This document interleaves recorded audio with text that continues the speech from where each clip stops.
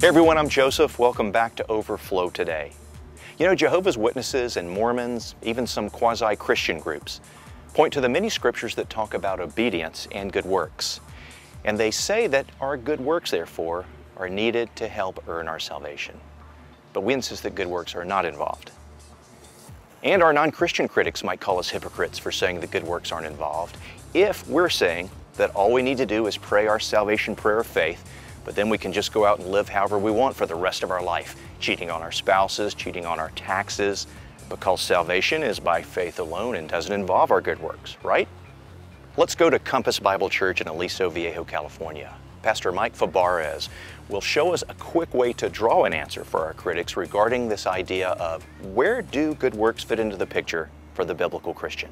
Hey Joe, that is a great question, and it really is the essence of so much of the controversy about the gospel. And what I've come up with is something very simple that you can just jot down on a piece of paper.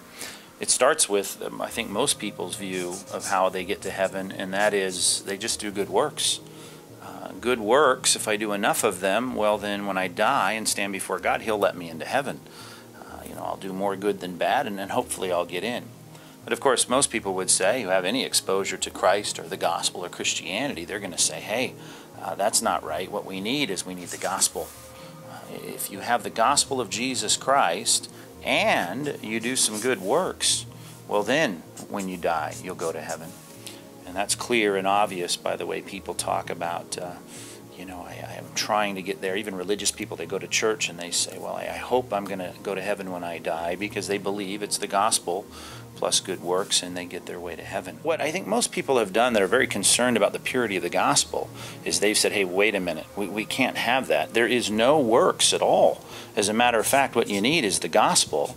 And then if you embrace the gospel through repentance and faith, well, then you go to heaven. But of course, the Bible's full of discussions about the importance of what works are and how they fit, where works are really the proof of faith. What's important to recognize is the difference between these two equations here.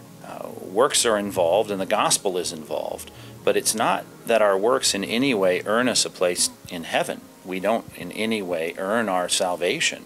But down here we recognize that the gospel does all the work. Christ has done all the work. That gets us to heaven, right?